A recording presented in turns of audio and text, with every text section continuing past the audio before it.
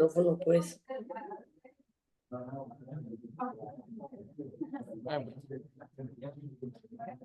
Bueno, compañeros, buenos días. Yo soy el doctor Aaron Corso, Valencia. Los tutores del día de hoy son el doctor Víctor Manuel Villar Calvo, que está aquí presente, la doctora Edith, que no nos pudo acompañar el día de hoy. Hasta donde yo me quedé, no. ¿Y se ha aprendido según yo?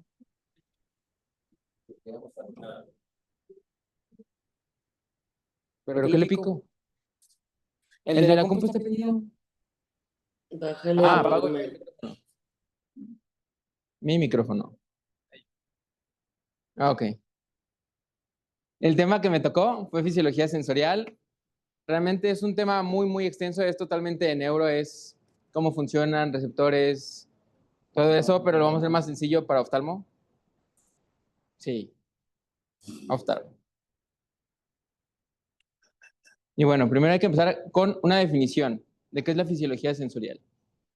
Y yo encontré que la fisiología sensorial se ocupa de estudiar los mecanismos por los que el organismo detecta los diferentes estímulos externos e internos, las vías de conducción de las señales desde los receptores hasta la corteza cerebral, dependiendo de su área, y la forma en que ésta se procesa como información.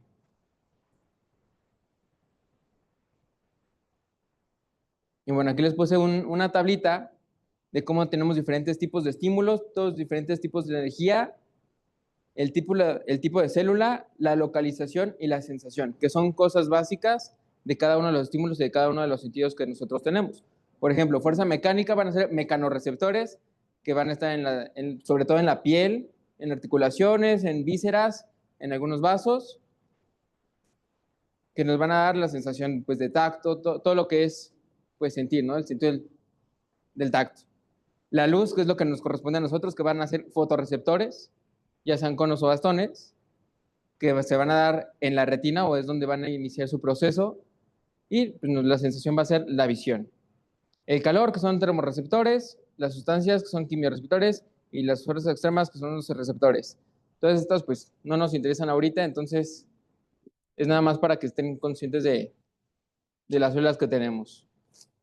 Y bueno, ¿qué es la fisiología visual? Va a ser la superposición central de los campos visuales de ambos ojos. ¿Qué quiere decir esto? Que nosotros vamos a tener una visión superpuesta por nuestros dos ojos. Y esto es pues, gracias a los procesos de evolución que hemos tenido. El que tengamos los dos ojos donde los tenemos no es coincidencia, es porque nosotros tenemos diferentes capacidades y diferentes características a lo largo pues, de la evolución humana. Por ejemplo, los caballos que son animales presa, tienen los ojos a los costados. ¿Por qué? Porque ellos necesitan un mayor campo de visión, aunque no sea tan bueno, pero necesitan un mayor campo de visión. Necesitan 340 grados de visión para ver que no haya ningún depredador atrás. Nosotros no, afortunadamente. Y bueno, es importante porque vamos a tener una estimulación de ambas retinas todo el tiempo. Si se fijan, ojo izquierdo está en azul, ojo derecho está en rosa, perdón. Y si fijan en los ojos y en la parte de hasta atrás, en la parte del cuerpo geniculado lateral, pues vamos a tener como ciertas partes de la retina van a estar pues llegando como señal a diferentes partes del cuerpo. Lo importante de esto es que la percepción final de nuestra visión va a ser única. O sea, no vamos a tener imágenes dobles en una persona normal. Y bueno, esto se llama fusión, que es que dos estímulos se van a unificar en la corteza visual sin ningún problema.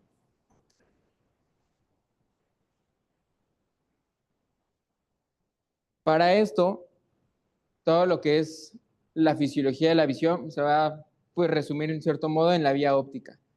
La vía óptica consta principalmente de 6 pasos o de 6 lugares donde se va a manejar y a convertir diferentes estímulos luminosos en estímulos eléctricos.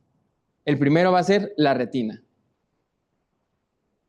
La retina es la porción más interna del ojo, que después de pasar por diferentes estructuras como córnea, humor acuoso, cristalino, humor vítreo, en un ojo sano, va a llegar a los conos y bastones, a una de las capas más profundas de la retina. Y bueno, la retina la podemos dividir en cuadrantes. ¿Esto para qué? Porque es importante saber que, por ejemplo, en el ojo derecho, la retina derecha va a recibir estímulos izquierdos. Si ustedes pues se imaginan, va a ser como un entrecruzamiento y nosotros lo vemos con las lupas, por ejemplo, arriba es abajo, abajo es arriba, derecha es izquierda, izquierda es derecha.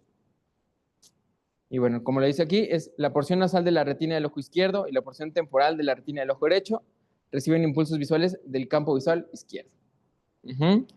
Y al revés, la porción inferior de la retina es estimulada por impulsos de campo visual superior y viceversa.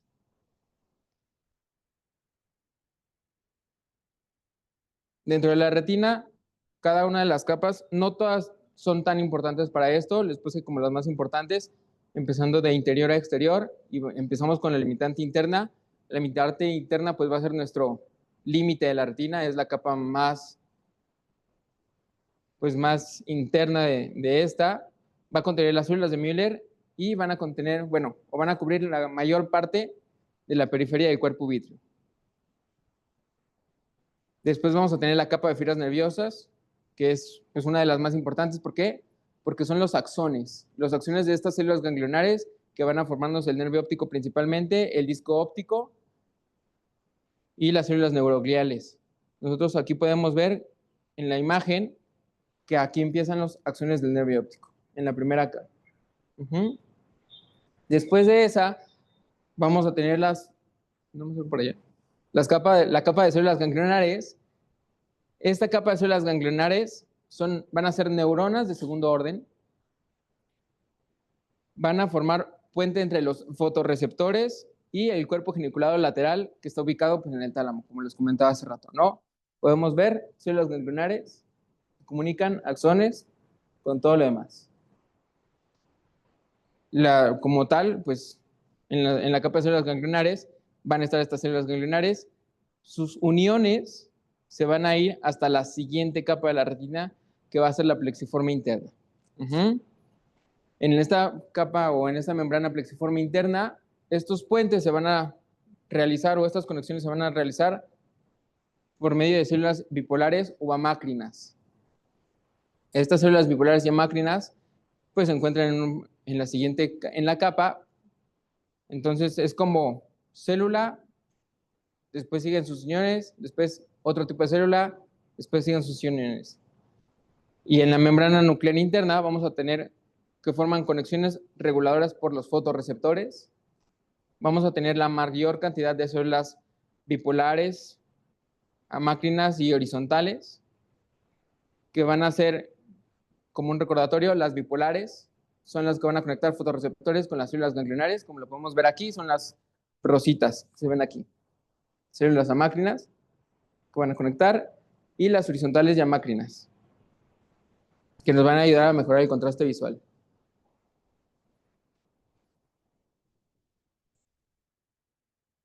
Después de eso vamos a tener la membrana plexiforme externa, que va a constar de una tríada.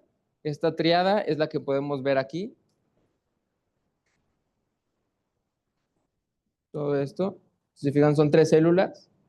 Son amácrinas, bipolares y horizontales. Y pues van a crear una célula bipolar postsináptica central. Después vamos a tener la capa nuclear externa, cuyos cuerpos celulares son de conos y bastones. Como vemos aquí, casi hasta abajo, antes del EPR, vamos a tener diferentes conos y bastones, cuya unión se va a dar en la capa sináptica externa o en la nuclear externa. Hay que recordar que los conos nos van a dar visión de colores y percepción de luz, y se van a concentrar principalmente en la fobia. Ahorita vamos a ver la parte de la mácula. Y los bastones nos van a dar sobre todo una visión en condiciones de baja luminosidad y escala de grises o tonos de grises. Y bueno, en la mácula va a ser pues el punto de visión más fina del ojo o de la visión. Va a haber una reducción en el grosor de las capas internas, quedando solamente la capa, o principalmente la capa de fotorreceptores. Por eso es que tenemos como más sensibilidad en esa parte de la retina. Va a haber mayores cantidades de fotones a los receptores y pues esta región está completamente poblada por conos y es la que recibe la mayor parte de los estímulos aferentes que se transmiten al encéfalo. Después de esto va a seguir el nervio óptico. Como sabemos, pues el nervio óptico van a ser fibras nerviosas que nacen de las células ganglionares. ¿Se acuerdan que hablábamos de cómo crean estas fibras? Salen, ya se mielinizan pues estas fibras nerviosas, se mielinizan o se cubren de oligodendrocitos. Y bueno, estos van a ser axones que van convergiendo y crean un punto ciego fisiológico. ¿Qué quiere decir esto? En el nervio óptico, como es donde entran, vamos a tener un punto ciego fisiológico. Nosotros lo podemos ver en las campimetrías, ¿no? Siempre tenemos nuestro punto ciego. Y eso es porque ahí se encuentra el nervio óptico y no hay como tal una célula receptora, solo es como el canal. Se va a dividir en 4, el intraocular, que mide 1 milímetro más o menos, o para aproximadamente el intraorbitario, que va a haber 24-25 milímetros, el intracanalicular, que va a medir 9 milímetros, y el intracraneal, que va a medir 16, siendo el más largo el intraorbitario. ¿Por qué es el más largo? Porque como tenemos movimientos, tiene que tener libertad de poderse mover el ojo dentro de la cavidad y que no se vaya a jalar este nervio óptico. Tiene que tener holgura. Todavía más atrás tenemos el quiasma óptico. El quiasma óptico va a ser el punto de acusación del segundo par bilateral. Y como se pueden fijar, las fibras nasales de cada ojo se van a entrecruzar. Por ejemplo, ojo izquierdo, fibras laterales van directos. Ojo derecho, van directos. Pero las partes nasales se entrecruzan en el quiasma óptico, llegando al cuerpo geniculado. Y bueno, la entrada visual va a realizar entrecruzamientos entre estas. ¿Cómo los va a realizar? Por medio de los tractos ópticos, que van a ser continuaciones caudolaterales de células ganglionares. Y como podemos ver, después del quiasma óptico, estos tractos ópticos o cintillas ópticas van a transportar estas fibras estimuladas de la hemirretina nasal contralateral y de la hemirretina nasal ipsilateral. Temporal ipsilateral, perdón. Estas son las que realmente llegan al cuerpo geniculado lateral. Por eso es que es muy importante. Digo, las lesiones normalmente son en el quiasma óptico o en el nervio óptico, sobre todo en la intracanalicular. Me ha tocado ver secciones por caídas. Y aquí les puse una imagen en la que se ve cómo el entrecruzamiento nos da las diferentes partes de las imágenes, ¿no? Temporal izquierdo, directo. Nasal izquierdo, entra, se entrecruza en el quiasma óptico y se va por las cintillas. Ojo derecho, el nasal se cruza y el temporal se va directo.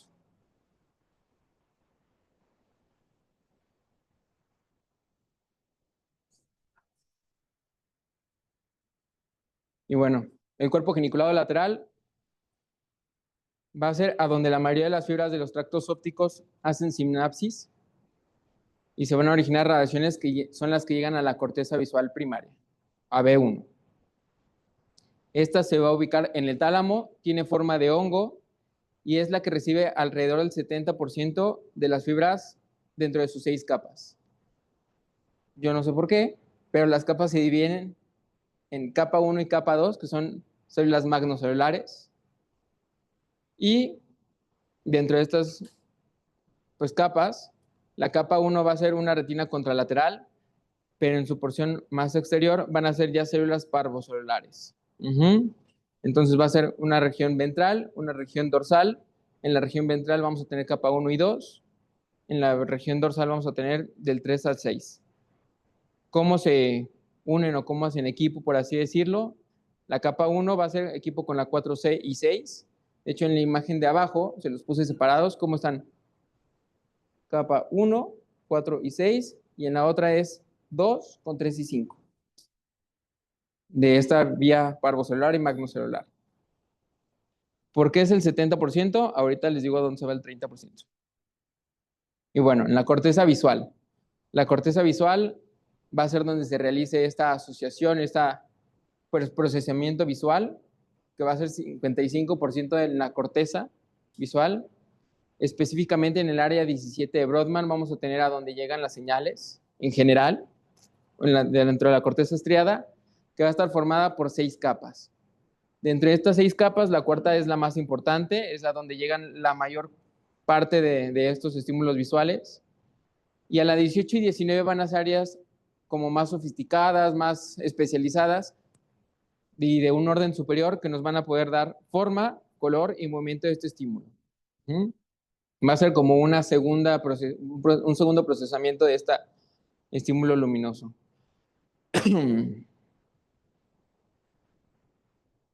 Aquí les puse una imagen de cómo es células ganglionares. Al núcleo geniculado lateral llegan al 70% y el otro 30% se divide entre estas tres.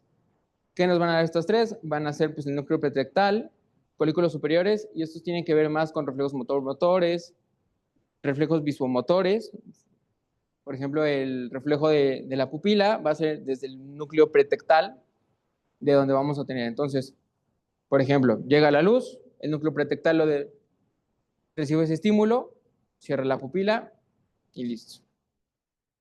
Después del nervio geniculado lateral, vamos a ver aquí podemos ver cómo llega a la corteza visual primaria, que es B1, y de ahí se va a dividir en B2, B3, B4, dependiendo de qué es lo que queramos o qué es lo que estamos haciendo.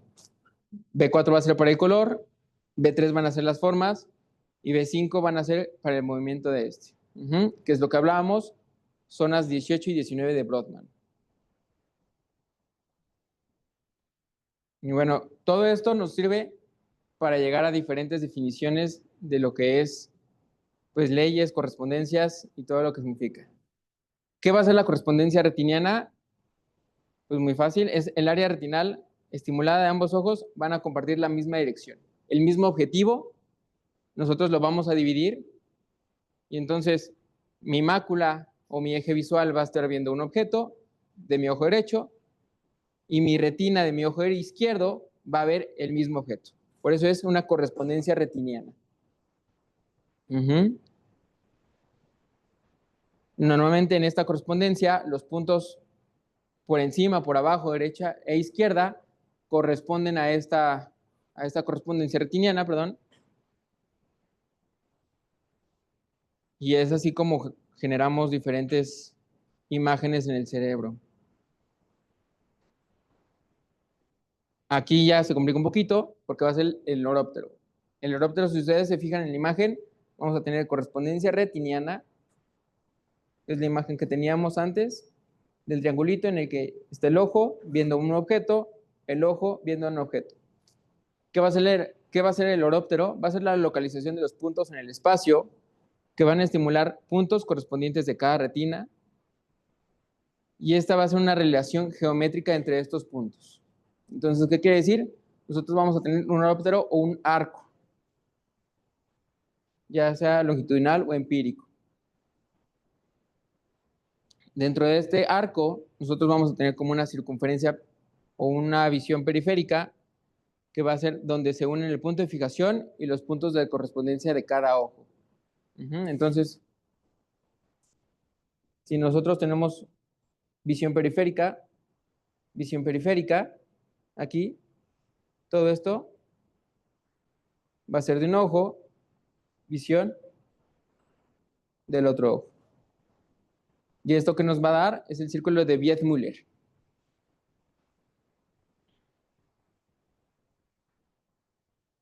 Y ahora, todavía más profundo el neuróptero, vamos a tener el área de Panum. ¿Qué va a ser el área de Panum? Se va a basar en este oróptero que ya teníamos y en el anillo. Y va a ser una zona donde nuestro cerebro tiene la capacidad de seguir fusionando la visión y de seguir teniendo esta correspondencia retiniana sin tener una diplopia, sin ver diferente, ¿no? Mientras que el estímulo se vea, pues uno solo, el objeto sea uno solo. ¿Qué va a hacer? El sistema visual es capaz de combinar estos puntos, aunque estén ligeramente dispares, dentro del área limitada. Esta área limitada, pues es la área de Panum. Como podemos ver, pues es un área que está oróptero y este espacio. Es importante saber que cuando son muy dispares estos puntos o estos objetivos, nosotros no vamos a ser capaces pues de fusionar porque van a ser muy, muy diferentes y entonces es cuando podemos tener la diplopia de tipo fisiológico. Dependiendo de dónde estén esta disparidad, va a ser cruzada o no cruzada. La cruzada va a ser cuando los objetos estén, pues uno bien y el otro esté más cerca, y en la no cruzada van a ser objetos más lejanos.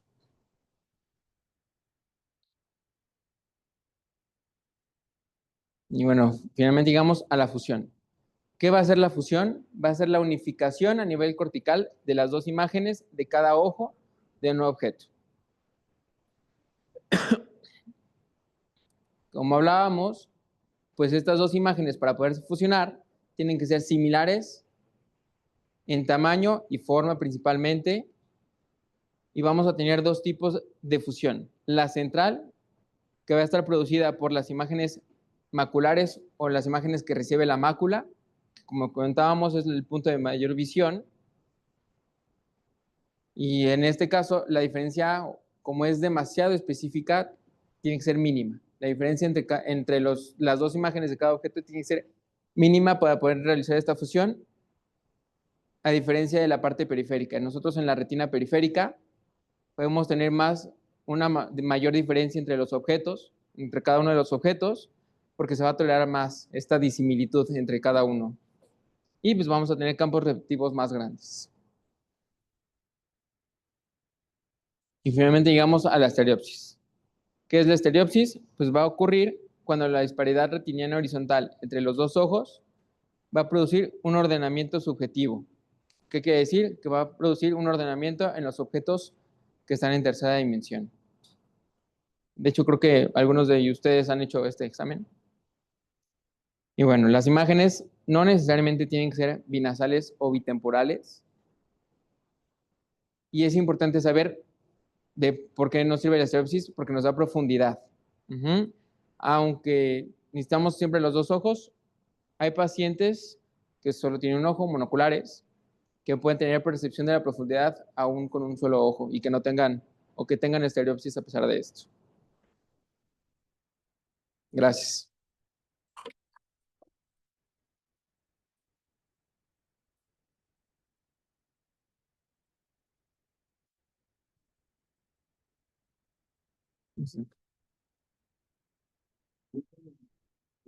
¿Dudas, preguntas? Yo también me quedé con dudas y preguntas, pero sí, no es mucho neuro, mucho neuro, mucho neuro. Aportaciones.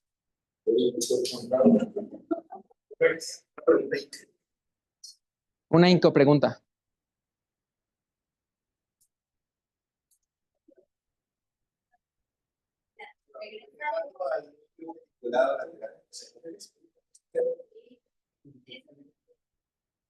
Las inervaciones de las capas macrocelulares, Uh-huh. la 1 y la 2 están relacionados con la inervación por parte de la percepción de luz blanco-oscura, o sea, principalmente bastones.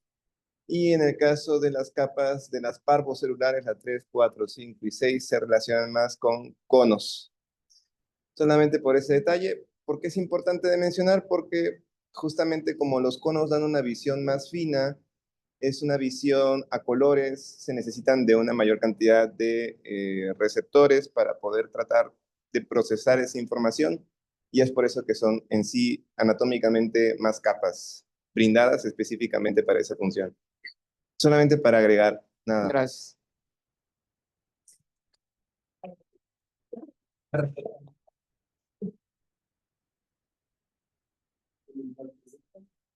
¿No? ¿Qué?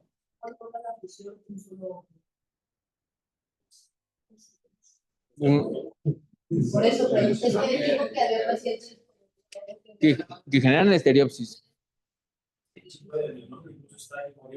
Estéreo, ajá. O sea, que como un paciente monocular. Necesita el ojo lateral porque si no, pues no se va a tener las funciones ni de la retina temporal. ¿Cuál? Tendrías que ver. Esa es una. Esta parte. Repite eso en voz alta. Algunos pacientes monoculares pueden tener percepción de profundidad también. ¿Qué es eso? Así lo decía el doctor Por Prieto. eso es lo que dice el libro. Yo creo que no, porque pues necesitamos justo el entrecruzamiento de de las dos imágenes para poder tener la profundidad. Sí se puede, porque funciona como las cámaras fotográficas. Por ejemplo, cuando tienes un efecto bokeh, que tienes un enfoque, un punto de fijación y se desenfoca al fondo, ese es un efecto bokeh. Entonces, en un ojo o en una cuestión monocular, sí se podría generar una percepción subjetiva por ese mismo principio, pero una estereopsis real o profundidad real, que No. sigue siendo subjetiva en realidad, sí necesitan los dos ojos. Nada más. Profundidad no es lo mismo que estereopsis, está diciendo Varela. Ujú. Profundidad es saber qué tan lejos o qué tan cerca está un objeto, pero en realidad tener estereopsis requieres de dos ojos. ¿Sí? Por eso dice, puedes tener percepción de profundidad, más no que significa que tengas estereopsis cuando tienes un solo ojo. Es el fotorretrato. Fotorretrato.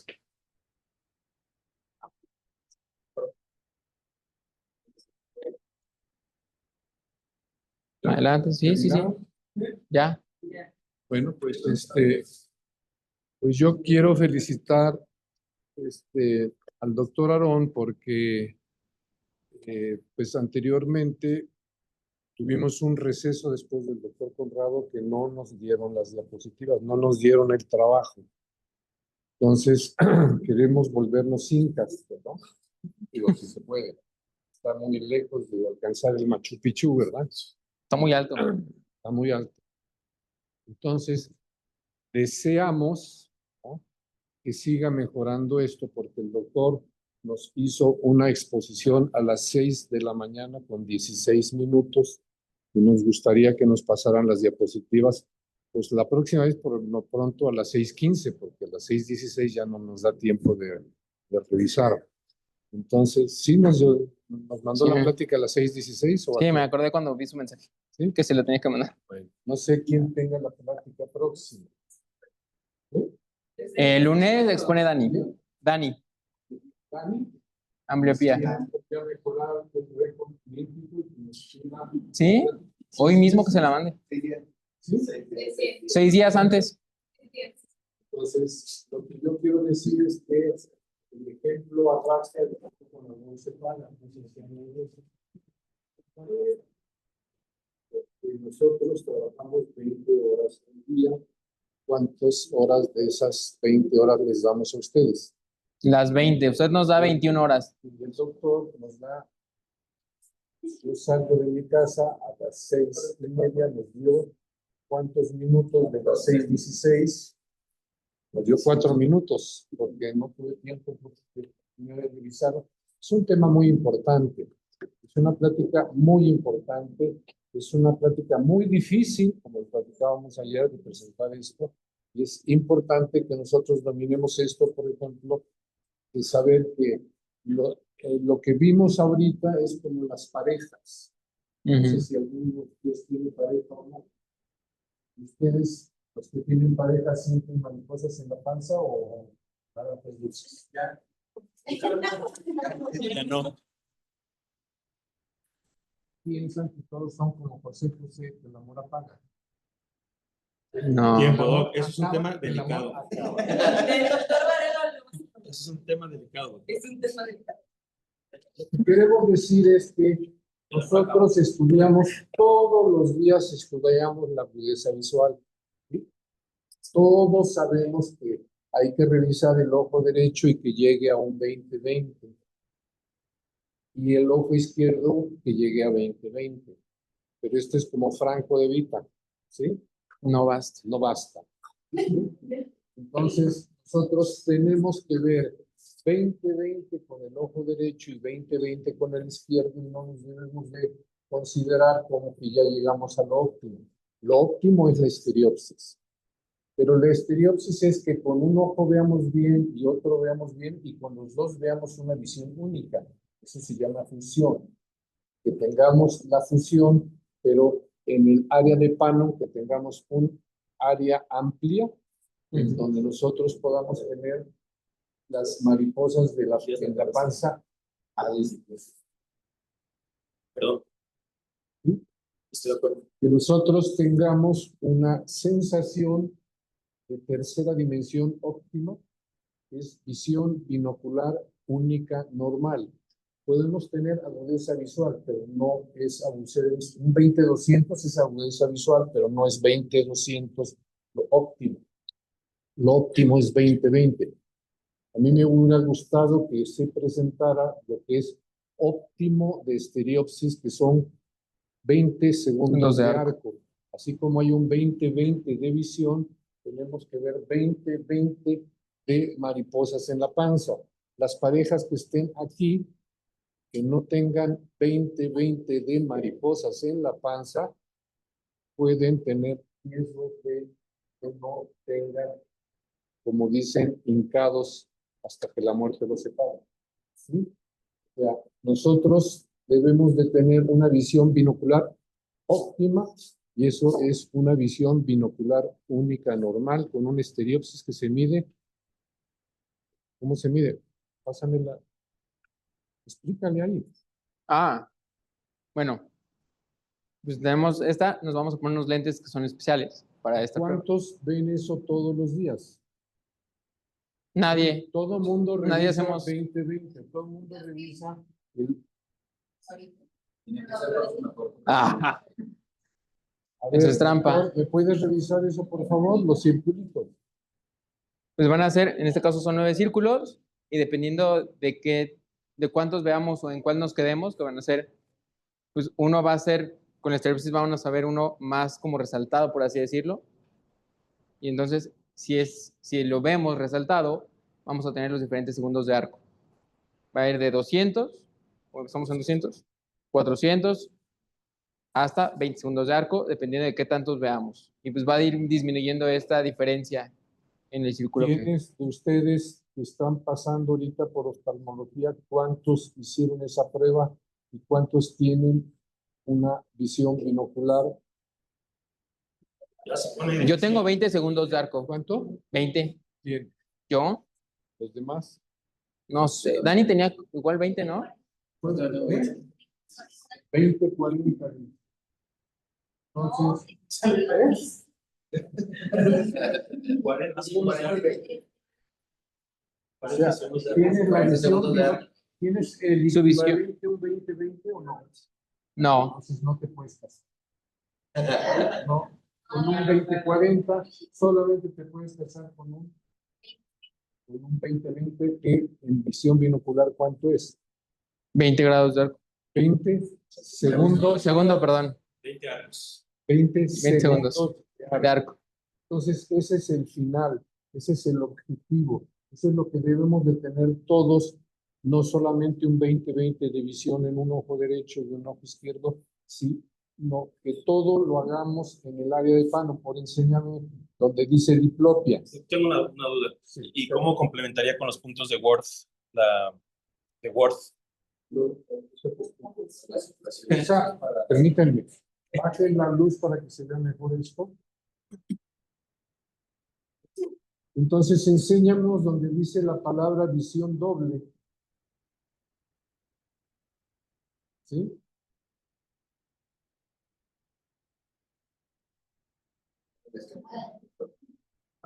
Ahí. Entonces, nosotros debemos de tener una visión única normal cuando tengamos una visión única. Ahí dice visión simple. Lo que se abarque en esa área es la única parte en donde vamos a tener una visión única.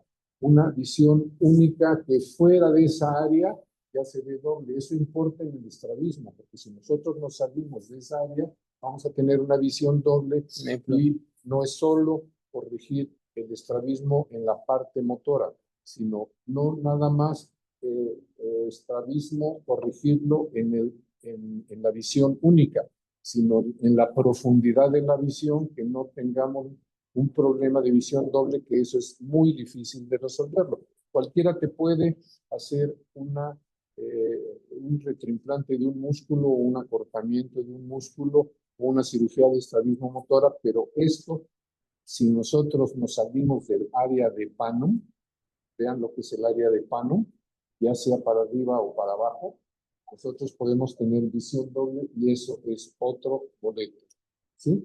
Entonces, si nosotros quisiéramos tener una visión única, normal, diríamos, me están preguntando ¿cuál fue la pregunta? Los puntos de Words es para saber que tengo visión, ¿sí? Tengo visión única, pero no tengo visión única normal. Puedo tener visión única parcial, puedo tener visión única total. La visión única total, esa es la que queremos, decimos. Los puntos de Words es que sí hay visión binocular, pero yo quiero una visión binocular, no basta. Franco de Vita. ¿Está claro? Entonces, para que nosotros tengamos una pareja normal, me tienen que llevar todas las parejas al consultorio para yo ver cuánto tienen de mariposas en la panza, y hasta que no tengan 20, no les puedo pronosticar que durante 10 años tienen que tener esa estereopsis conyugal, porque la mujer hace y deshace el hogar, ¿sí sabían eso? Sí. Entonces, el hombre es un proveedor, la mujer es la que, por eso siempre estamos buscando que la mujer sea la ley de Sherrington. La ley de Sherrington. ¿Cuál es la ley de Sherrington? Del matrimonio, ¿Y qué dice la ley de Sherrington? que cuando el músculo agonista se Cuando hace el hombre tensión, hace un movimiento, ¿qué debe de hacer la mujer? aflojar. ¿Sí? Cuando el hombre manda, la mujer afloja. Palabras del doctor Villa. Pues, se dice flojito y copero. ¿Claro? Bueno. Entonces, lo que queremos es esto, ¿sí? Que los dos ojos tengan visión única normal, que estén en el área de Palum y que no se salgan del área de Palum para que no tengan visión doble. Ese es la cereza del pastel de esta plática. No sé si la doctora Edith ya se fue. Tiene una votación que se puede hablar por Que Mitch quiere decir algo. Mitch, pero está en Zoom. En Zoom. A ver, Ya. habla Mitch. ¿Me escuchan? Sí. Buenos días a todos, compañeros. Michelle Ramírez. ¿Mande? SR2. No, le estamos haciendo tu nombre, doctor. Sí. Bueno, esta imagen es súper importante porque, pues básicamente, como decía de lo de la estereopsis, ni de broma, o sea, con un ojo no la hacemos, ¿sí? Se necesitan sí o sí los dos ojos. Sí, igual lo que decía Pedro, pero siempre se necesitan dos porque para llegar a una estereopsis se necesita que se lleve a cabo la fusión.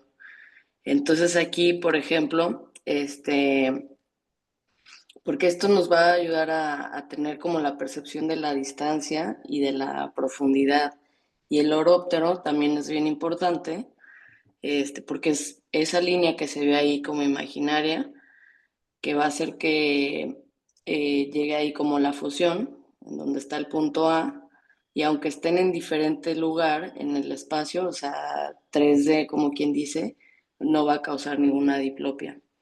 Y en el área de Panum es como todo ese cachito entre esas dos líneas que se ven ahí, esa va a hacer que permita como la profundidad, y si sale de ese espacio ya va a ser visión doble, ¿sí? Entonces, sí, o sea, por eso tienes que mover como los ojos a la misma como distancia Y pues básicamente eso, ¿no? Si no, pues generas esto de la visión doble. Entonces, si no abarcamos eso y luego también tenemos lo de la rivalidad retinal y la supresión, que eso también va de la mano, que la rivalidad está, pues o sea, el cerebro haz de cuenta que, bueno, la supresión, pues el cerebro va a hacer que, va a suprimir literal, como dice la palabra, para que resulte fusionada. Y la rivalidad es cuando las imágenes no van a corresponder e intentan fusionarse y pues en condiciones normales pues esto no pasa porque el cerebro va a suprimir una de las imágenes para evitar pues ver doble, ¿no? Entonces, pues básicamente esto es como lo más importante aparte de la vía visual pues para poder entender todo esto, ¿no? Porque, pues sí. Y pues igual también faltó de que lo de la amplitud de fusión, que pues esa es la capacidad de tener pues la binocularidad por movimientos de los mismos ojos. Y qué otra cosita.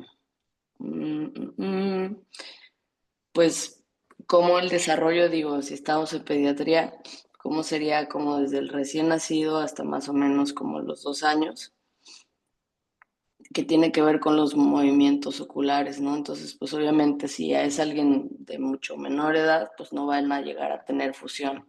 Entonces, pues eso también recordarlo. Y más o menos como al año es cuando se hace ya toda esta situación de fusión. Si empiezan desde, por ejemplo, del recién nacido, pues puede ver así como pues, su 20/800, un aproximado es lo que se ha estudiado.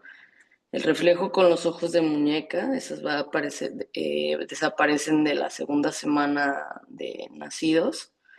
Del segundo al tercer mes, ya pues ya van a ver, van a seguir la luz, van a verse su mano, ya las pupilas van a estar excéntricas y pues va a haber ahí ya un poquito de poca fusión. Ya en el cuarto mes ya se van a desarrollar un poco más las fobias y ya va a haber reflejos centrales y más simétricos. Y en el quinto mes es cuando se empieza a ver ya la estereopsis en los bebés y pues en mujeres es más temprano, ¿no? Por como siempre, somos más listas. Y en el sexto mes, pues ya va a distinguir lo que es como a la mamá, etcétera, porque pues son distancias más cercas, pero ya ella tiene más, ya es más, tienen más fusión y alrededor tienen una estereopsis de 60 segundos de arco.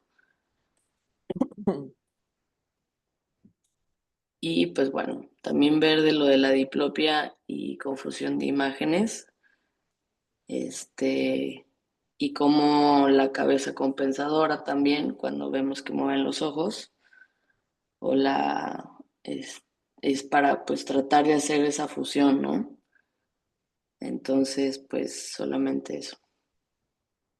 Muchísimas gracias, Mitch. Muchas gracias. Tocaste puntos importantes de la clase y pues te agradecemos. Saludos hasta donde estés. Dios te bendiga. Gracias. Nuestro saludo más lejano. Desde Júpiter. Ya sí. Entonces es una invitación para que todos trabajemos y no nada más la señora de la casa haga todo en la cocina, sino los hijos también laven trastes sin romper vajilla, ¿no? Porque si nosotros todos trabajamos y hacemos en conjunto un trabajo, vamos a hacer como los judíos, vamos a hacer algo espectacular en la enseñanza y el aprendizaje. No que solamente uno trabaje, sino que todos trabajemos. Pero el que le toca el tema tiene que dar el trabajo a tiempo, ¿sí? No sé cuánto tiempo es suficiente. ¿4 minutos? No. ¿Cuánto tiempo, si regresáramos la película, deberíamos de haber tenido esta plática para poder estudiar todos, trabajar todos y venir aquí a ya concluir y avanzar y concretar los conocimientos que se deben de tener después de salir de esta plática que es muy importante? Por lo menos yo creo que un día antes. Entonces, la próxima vez, prometo Prometo traer la plática a todos los a seminarios todos 24 horas antes 24 horas antes y completa. y completa. No nada más. Ahí se va. Perfecto.